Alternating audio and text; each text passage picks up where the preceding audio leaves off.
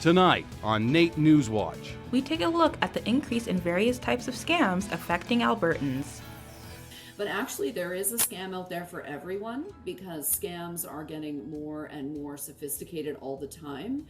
A look at the aftermath of the teacher strike and its effects on classrooms. I think that teachers are going to make up for missed time basically by condensing materials. And how the high prices of rent are affecting the cost of living for many Edmontonians. Rental prices have gone up. NewsWatch starts now. Good evening and welcome to NAIT NewsWatch. Recently there has been another scam floating around, but this time around they are impersonating the police. That's right. They are sending out links that compromise your accounts, and it seems like every day another one of these phishing scams keep popping up. Our Carter Bell is reporting live from the hallways of NAIT. Thanks, guys. People seem to think that only elderly, foreigners, or those who are not very tech-savvy are getting scammed, but it's happening to young adults more and more often with things like social media, email, and text. It seems like no lick has been unpicked.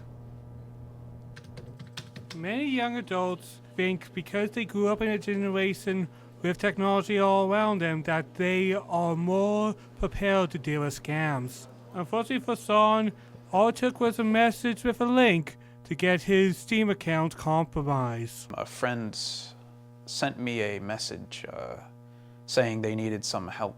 They needed me to sign some kind of petition, and when I got in there, it snagged my credentials and logged into my account. This is one of the many ways that scams are taking place, whether it be a text from law enforcement, a direct message on Instagram, or they are impersonating businesses that we hope to trust. When donors hear that an organization has been scammed, they are a bit more hesitant to donate and support those organizations. Whether it be through email, social media, or even through your phones, these scams are getting more and more complicated and tricky to detect, to the point that they are starting to record your voice through AI filters to trick your family. The scammers can and will pretend to be absolutely anyone. So any company, a government agency, your bank, a friend or family member. I mean, there's so many people and companies that they will pretend to be. Even with all the knowledge and prep, sometimes it just takes a little luck to stay out of a bad situation. Got lucky. My account didn't have a credit card or anything serious associated with it that they could hurt me, but this one, it could have taken me out of house and home if I was unlucky. With more new technology like AI, scams are getting more harder to detect. And one thing that you can do to help yourself is if you don't know where a link is going, don't click on it. Thanks, Carter. What are some ways for us to protect ourselves from these scams? Well, the Stand Against Scams campaign has 3 steps that they would want you to do. First is to think, because they rely on urgencies. If you think if something is a little off, it usually is. The next is to check, to make sure the people who are talking to you are who they are. And last one is to talk, because the more we talk about this, the more info that is out there. Carter, how can we recover from this? Eric, there are a few ways. One is through your bank. If you let them know as soon as they can, they will stop your account and will try to help you recover what you can. Another thing to do is to contact the Canadian Anti-Fraud Center. They can't get your money back, but they will keep a list of those scams. And the last one is to contact the police, because a lot of these scams are closer to home than you would think. And if they know, they can investigate and maybe get something back. Thanks, Carter. That's our Carter Bell reporting live from the hallways of NAIT tonight. You're watching NAIT NewsWatch, the next generation of news. After more than 3 weeks, over 750,000 students in Alberta returned to the classroom Wednesday. With the teacher strike ended, schools reopened this week as the Alberta government sent over 50,000 teachers back to work implementing the notwithstanding clause. This move by the government allows legislation to enforce laws that override certain rights and freedoms. The province saw its longest education strike on record, stretching 16 days. Teachers have been sounding the alarm for years about how class sizes are impacting students' ability to learn and our ability to teach. Having 38 kids in a class and being able to get to every single kid in a class is not possible for a single human being. We don't have the supports we need. Schools address classroom complexity. Alberta's government will begin collecting annual data on class size and composition. School boards must submit classroom data from across Alberta by November 24th. The information will be made public by January and then released on an annual basis. Rents in Edmonton continue to climb, leaving many low-income families and students struggling to keep a roof over their heads. As the cost of living rises in Alberta, more people are being forced to make tough choices between paying for rent, food, or education.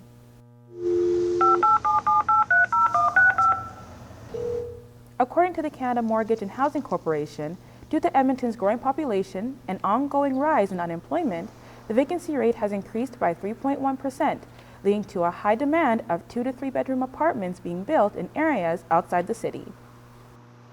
We have more people moving into Edmonton, and I don't know that the housing, the development of housing units is keeping pace with the need, with the influx of newcomers into the city. If you or anyone you know is experiencing homelessness, visit hopemission.com or call 780-442-2018. Many sports stores and the local bar scene are seeing an increase in business.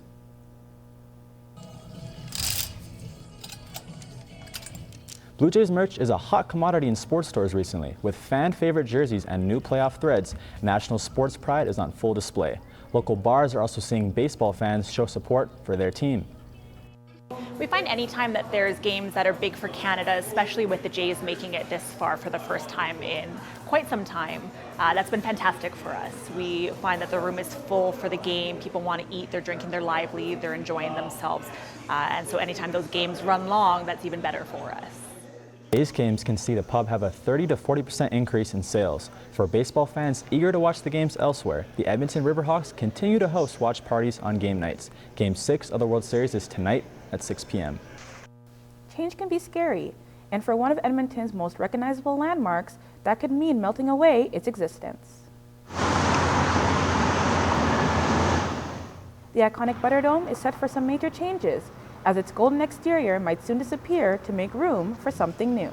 I've always known, like as a kid, like the Butterdome was like this big yellow brick of butter, and I can't really see it any other way. But it's also very old and it needs some maintenance, so I think it's also good that they are getting the changes that they need. I'm glad that they're renovating the building because I hear that it's unsafe with like ice falling and all that and other concerns. But my biggest concern is that it won't be the Butterdome anymore. Given to NAIT NewsWatch by the Butterdome, the final materials and design have yet to be determined. Renovations are set to begin in January 2026. Coming up after the break, we take a look at the type of weather you can expect this weekend for Halloween. And our Ooks men's soccer team is heading to nationals. I'm Gabe Dressel. Coming up in sports, we're going to be taking a look at the championship run of the men's soccer team here at NAIT, as well as looking forward to the Halloween game of the basketball team. Hi, I'm Brie Boucher with your weather this week. 40 years ago, it was minus 25. Well, I can tell you that the weather is going to be a lot different and maybe a lot warmer this year. All that coming up on your weather forecast.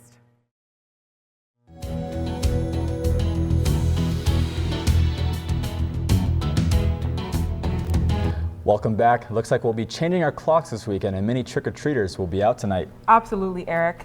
As for the weather, we're staying warm for now, so you won't need to bundle up for this Halloween weekend. We now head over to Brie Boucher for This Week in Weather. Thanks, guys. There may be no significant change to the warm weather we've been experiencing. However, on Sunday morning, we will gain 1 hour's sleep as we turn our clocks back. Thankfully, my phone changes the time for me. Otherwise, I would always be 1 hour ahead. Now, let's take a look at the forecast. Starting off in Calgary, there's going to be a 0% chance of precipitation. Our morning low is going to be 14, followed by our afternoon high of 6, which is pretty decent weather for down south. Now, let's head over to Jasper. In Jasper, we're looking at an 80% chance of precipitation, so a lot of rain. Our morning low is going to be 3, followed by our afternoon high of 6. So if you're planning to do some things in Jasper, maybe hold it off for a day or two so that you miss out on that rain. Now, let's head over to Fort McMurray. Up in Fort McMurray, there's going to be a 40% chance of precipitation, but the sun is still going to be shining. We are looking at a morning low of 2, followed by an afternoon high of 8. So not too bad weather, I would say. Now we're going to head over to our Edmonton. In Edmonton, there's going to be a 30% chance of precipitation. And followed by the 30% chance of precipitation, we're looking at a morning low of 5 and an afternoon high of 11. So if you are planning to go out trick-or-treating, you will have decent weather, which is always nice that you don't have to wear snow pants over your costume. Now let's take a look at our averages. Our averages for this weekend, it's going to be 5 degrees, which is really nice weather, I would say. But if we're talking about records, 40 years ago in 1931, it was minus 25 outside, which is insane to think about. Thank God it is not that cold this time. Once again, this Halloween will be having great weather, which means you won't need a heavy winter jacket and gives you an opportunity to stay out and get more candy. For NewsWatch Weather, I'm Brie Boucher. NewsWatch Weather is brought to you by NR92, the station for the students. I'm so excited for fall break to start. You're telling me, Eric, these past couple of months have been really stressful, but I'm just waiting for a time to just relax. What are you going to do for fall break? I think I might cozy up next to a fire. We'd love to hear if you guys are going anywhere for fall break. Head over to @NAIT to answer the question of the week and get a chance to win an amazing prize. Heading over to sports, our men's basketball team is sure to put on a show this Hallows Eve. That's right, Celestia, but first we pay a visit to our men's soccer team to see how they're preparing for their championship run in Quebec. Gage Russell has more in sports. Thanks, guys. Our men's soccer team recently won their ACAC finals for the 2nd year in a row. This, of course, has secured their place in Quebec, where they will face off against college teams from across Canada. The field may be cold, but these athletes are just getting warmed up. Coming off their performance from last week's provincials while maintaining their undefeated record, they hope to bring home the gold from the CCAA in Quebec. You know, I think redemption for us is a word we're going to use. You know, last year, I think we'd all agree probably wasn't our best. We didn't come off with our best performances when we had to. And, you know, so this year we want to show the rest, the rest of the colleges and the rest of the nation what this NAIT program is all about. This tournament against the various colleges is some student athletes' first time in Montreal. Everyone on board continues to train hard to attempt to secure that final victory. Our men's basketball team has been on a roll recently with a current season record of 5 wins and 1 loss, and another game on home court tonight. We will see if they can maintain their current momentum.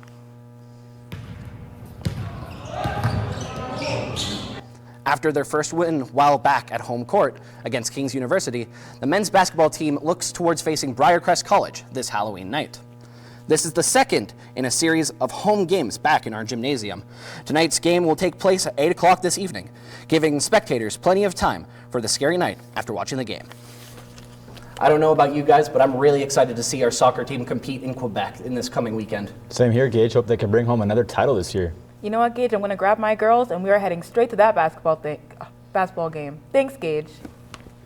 Coming up after the break, we take a look at the fun festivities happening here in Edmonton for Halloween weekend. And a NAIT volleyball athlete puts on his gloves and tries his hand at boxing.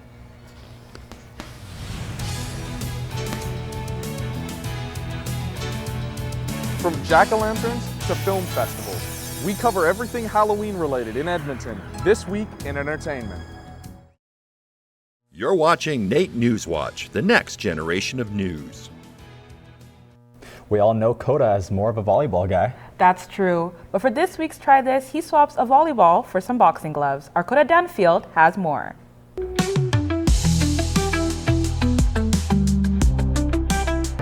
Hey guys, I'm Coda Dunfield here for this week's Try This. We're going to try Panther Gym. It's a boxing gym. You know what, I haven't done this that much, but you know what, it's the first time for everything, so come on. So let's get started. I put on my boxing shoes and my wraps for more protection, then I got warmed up, hitting the jump rope.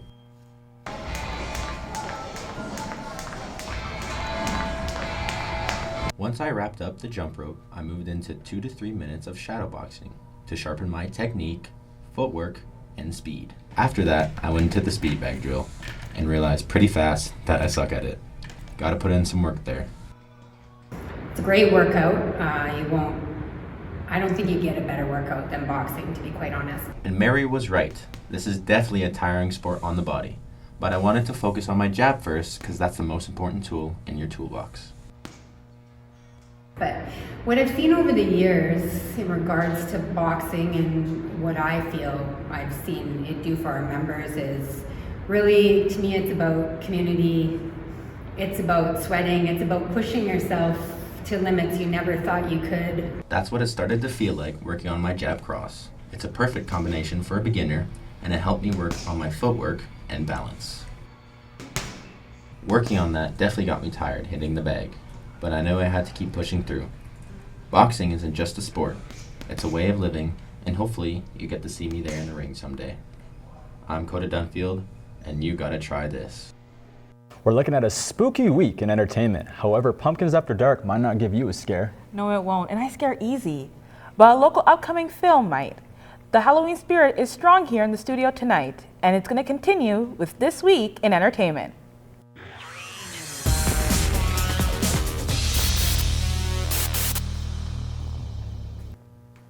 Thanks, guys.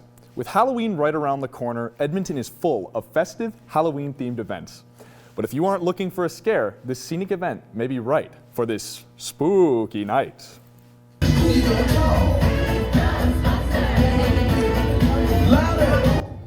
Pumpkins After Dark is in its 4th year and offers displays of over 10,000 hand-carved pumpkins carved into Halloween characters and much more. Take a relaxing walk down the trail with music, special effects, and live carving displays. Costumes are, of course, encouraged. I think that is very family oriented, so there aren't any really scary stuff. There's a little bit of frightening stuff, but not super scary, so it's really good for all ages. So I think that's one of the biggest things. And I think as well just how big it is, and it's such a big sort of area to walk through and so many displays. Today is the last day this year that Pumpkins After Dark is running, so if you're looking to admire the Halloween spirit, hurry on down and have a relaxing evening. If you're looking for a scare, you might have to wait. This upcoming film fest will surely have you scream, "Yikes!" That's right, Yikes Film Fest will be coming to Edmonton between November 6th to 8th, including live viewings of many different short films, all competing for the grand prize, the Hands of Horror, as well as the Best Film and Audience Choice categories. They'll finish off each night with live local bands. It's kind of a big party when it comes down to it. We have, alongside our films that we showcase, we have a full vendor hall. So, it kind of gives people a place to go, explore local vendors that kind of work within the horror, sci-fi culture. Yikes is now in its 3rd year, the first year that they're doing a 3-day festival instead of 2. It's a great spot to check out local horror culture in the city. A group of seniors around Edmonton have found a unique way to stay active, full of community, fitness, and fun. These seniors have taken up Shumka dancing. Our Quinn Olson has more.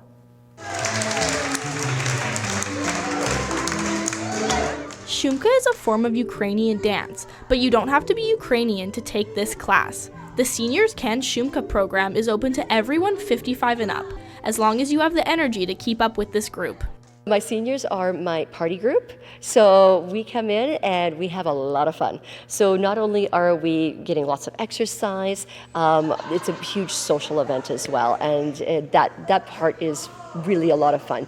Classes are held every Monday with instructor-led stretching done before and after the rehearsals. Many of the dancers have noticed significant health improvements from starting Shumka. I used to have arthritis in 3 places on my back, and it's disappeared. All it takes is just to come in and do the work, but it really helps with arthritis. The dancers range in age from 55 to 89. Their oldest dancer, Victor Melik, will be 90 in May. After 8 years with the program, he is excited to be one of the oldest Shumka dancers ever to perform on stage. I've been aware of dance, Ukrainian dance, all my life, but I never got an opportunity to dance when I was young. So as soon as I found out that they're having a seniors program here, I joined immediately. It seems you're never too old to try something new. The Seniors Can Shumka group will be performing at the Jubilee Auditorium in April for their Shumka Dance Festival, and then again in May for their Shumka School Dance Concert. For NAIT NewsWatch, I'm Quinn Olson. If you're in the mood for some Halloween events, Pumpkin After Dark will be going all night, and Yikes is sure to follow. You know, guys, I'm loving all these Halloween events that they have going around the city. They're really doing us good this year. Looks amazing. Looks like I have to make a change of plans tonight. And I'm just saving my screams for Yikes. Thanks, Gordon. Pumpkins After Dark sounds like a really fun event. I might have to go and buy a ticket for Saturday. For sure. And I really like movies and short films, so I'm counting down the days until the Yike Festival comes into town. Thank you for tuning in to this week's episode of NAIT NewsWatch. And we'll see you next week for our Try This special show. Happy Halloween!